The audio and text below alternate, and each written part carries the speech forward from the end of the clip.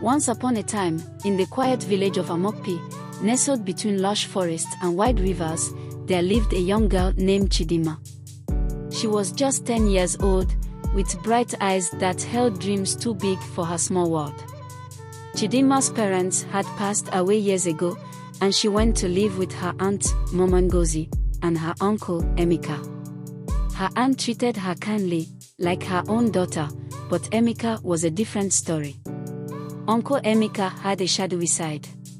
When Mama Ngozi was around, he acted like a good man. But whenever she left the house to visit the market or attend meetings in town, Emeka's true nature came out. He began to call Chidinma into his room. His voice would be sweet, laced with promises of gifts and treats, but there was darkness behind his smile. At first, Chidinma didn't understand. She only knew she felt fear clawing at her chest whenever he was near. One day, Emeka took things further, and the innocence in Chidinma's life shattered. Tears became her companion at night as she huddled on her mat, afraid to tell her aunt what was happening. She wanted to scream, to run, to find someone who could save her, but she knew Emeka's threats were real. "If you tell anyone, you'll be thrown out of this house. Who will take care of you?" he hissed. The weight of his words made her silent. Days turned to weeks, and Chidinma became a shadow of herself. When Mama Ngozi asked what was wrong, she forced smiles. Her heart ached for someone to notice, for anyone to save her. But no one came. The village went on as always. Children played, women cooked, and men laughed. And all the while, her world crumbled.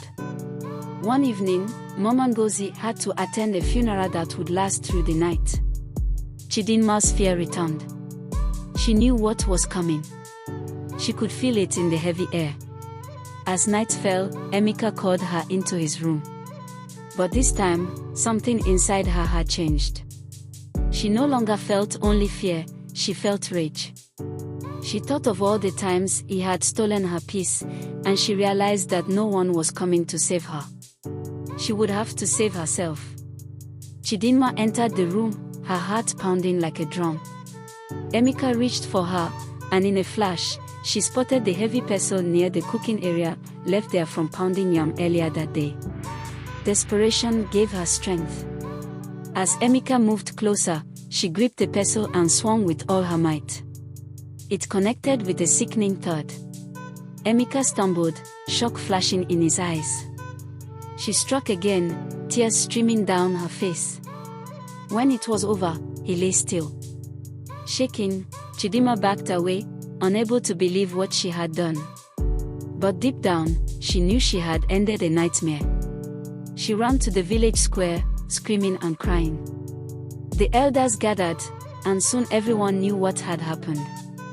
Mama Ngozi returned to find her niece surrounded by villagers. They listened to Chidinma's story, and tears streamed down many faces. Though broken, Chidinma was no longer alone. Emeka was gone, and the village vowed to protect their own. The elders decided to ensure that no child in Amokpi would suffer in silence again. They organized talks, built safe places, and promised to watch over every child like their own. And Chidinma, though scarred, began to heal, knowing that she had taken back her voice. This story was told in Amokpi as a warning, a call to action, and a reminder that silence is a dangerous companion when evil walks among the innocent.